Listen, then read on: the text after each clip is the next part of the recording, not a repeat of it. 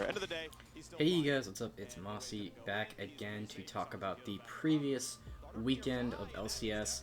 I just want to do a little overview about what last weekend meant. Last weekend was the last weekend, oddly enough, of the spring split, and we had a couple banger matchups kind of throughout the weekend. But we can finally now we have the brackets for the uh, basically like the spring split playoffs, but they're technically not called that. Um, Pretty exciting stuff, honestly. I do want to go ahead and look at the standings just before we get into anything else. So if we check out the brackets right now, the upper bracket round one has 100 Thieves and Cloud9 playing each other, and then we also have Team Liquid and TSM playing each other. And then the lower bracket round one has EG with the loser of the 100 Thieves Cloud9 game, depends. And the other team that made it is Dignitas. Of course, in that lower bracket as well, waiting for the loser, I believe, of Team Liquid and TSM. So, where to begin with last weekend? We had on Friday Cloud9 started off their weekend entirely the wrong way. they uh, they lost to CLG, and then immediately after that we had EG pulling off the upset against TSM, which obviously later ended up not mattering as much, but for seeding purposes it did put them in a slightly better spot. So it may have made the difference for them. They ended with 10 wins and 8 losses. Um, Not a horrible score for EG, but given what we saw at the start of the season in the lock-in tournament, I think a lot of people would have expected things to go differently for them. Anyways, right after that, 100 Thieves took care of Immortals. Pretty in and out game, pretty simple. And then the biggest game of the day, in my opinion, it was Team Liquid against Dignitas. Dignitas had if you look at historically across the split, they really struggled against both Team Liquid and Cloud9. And Dignitas were potentially in a position, obviously after Cloud9 lost, like there was this, between TSM and Team Liquid and Dignitas, there was a big push to see if anyone could overtake Cloud9 in first place, which obviously, as we know now, didn't happen because Cloud9 finished with a 13-5 record. The team immediately after them was Team Liquid with their 12 wins, 6 losses, obviously tied with TSM, who had the same record, and then and then Dignitas, and then EG. 100 Thieves is in there as well. 100 Thieves tied with Dignitas, but regardless, that was like the big story on Friday, and Team Liquid was able to take the win off of Dignitas. Like it was just sort of unfortunate for them, sort of rough. Team Liquid has really had their number, but moving onwards, the last game of the day, kind of a very low stakes game, was FlyQuest taking the win off of Golden Guardians. Moving onwards to Saturday, TSM took out Immortals, and then the big nail in the coffin for Dignitas after they had lost to Liquid was losing to Cloud9, which I believe put Cloud9 back into first place, if I'm not wrong. Because Team Liquid had to win out, and Team Liquid ended up winning out, but it didn't matter. Because Cloud9 obviously didn't drop another game the rest of the weekend. So pretty unfortunate there, at least for Team Liquid fans or what have you, or TSM fans. But we saw 100 Thieves take out FlyQuest. That game ended up not being super entertaining, probably the best way to put it. The FlyQuest just has a lot to work on, and at this stage of the season, obviously they didn't make playoffs, so I'm sure they'll be making changes for the summer split. But immediately after that, we had one of the more hype games. We had like this EG Team Liquid kind of rematch, rehashing potentially some of the results from the lock-in tournament, and actually just from earlier on of the season. Like just EG and Team Liquid have been like neck and neck like the whole season, kind of back and forth. But Team Liquid were able to take the win there. I would believe that put them to 11 wins and 6 losses, and then their next game was the 100 Thieves. Yeah.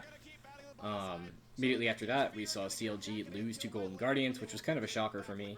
Again, these are bottom tier teams, so in terms of standings, it didn't really mean anything, but it does mean that maybe Golden Guardians have something in store for us next split.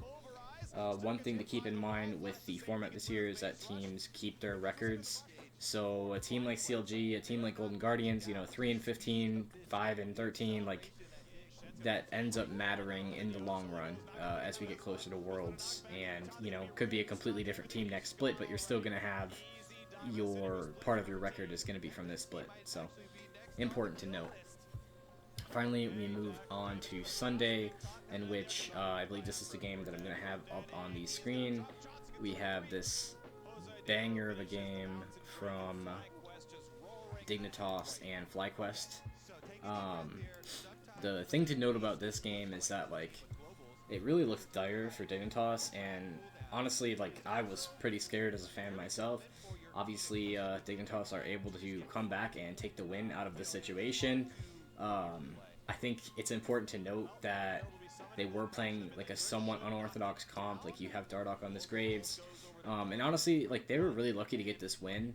I think that it showed a lot out of Fake God being able to ball out on the Mordekaiser, but really, like, it makes you worried as a Dignitas fan going into playoffs, because if they can't convincingly beat FlyQuest, and obviously they lost their other two matchups, like, they really have to get something together in scrims before the next match. Moving forward on to TSM Golden Guardians. TSM took the win there, not a huge surprise. I don't think anyone was super surprised by that. And then immediately after, we had probably the hypest game of Sunday, which was 100 Thieves and Team Liquid. In terms of the standings, like, this was super important because 100 Thieves ended 11-7, and Team Liquid finished 12-6. So it mattered just so much in terms of getting them their seeding. And, Team Liquid won out. There's not a ton to say about that outcome. Like, Team Liquid was just a better team.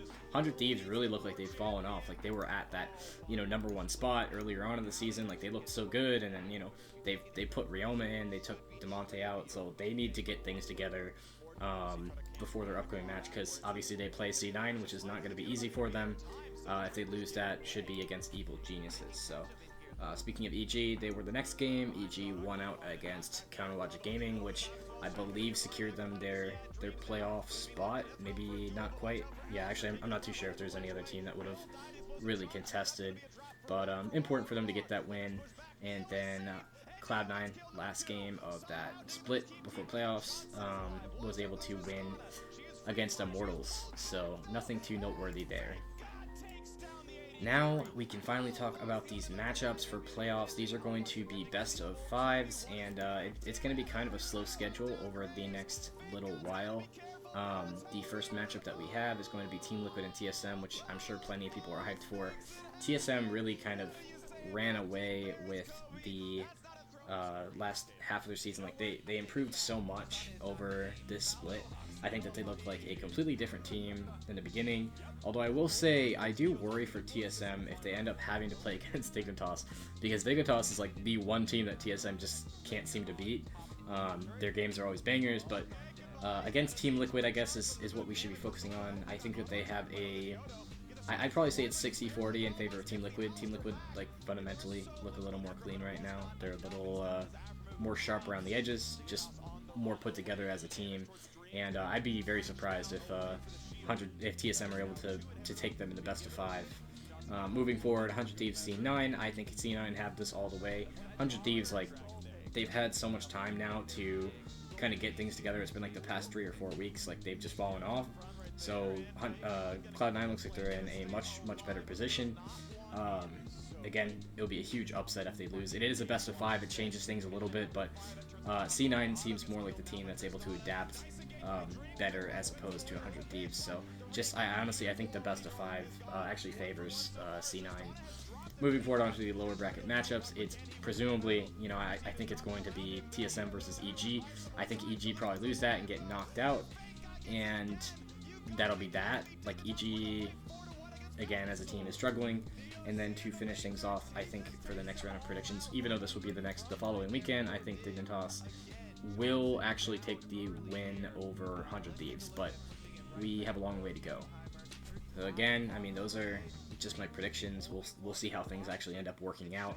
Obviously, if you guys know the schedule, it is going to be, you know, Saturday, Sunday, and then like the next Saturday and Sunday. So it's going to be kind of a progression with these playoffs. We'll see the culmination of them on April 11th, and then I think that gets us into MSI. So that'll be exciting to watch. But excited to see how things turn out, and we'll make sure to cover the games week to week, and we'll just be keeping it up. So thank you guys for tuning in, and we'll catch you on the next one.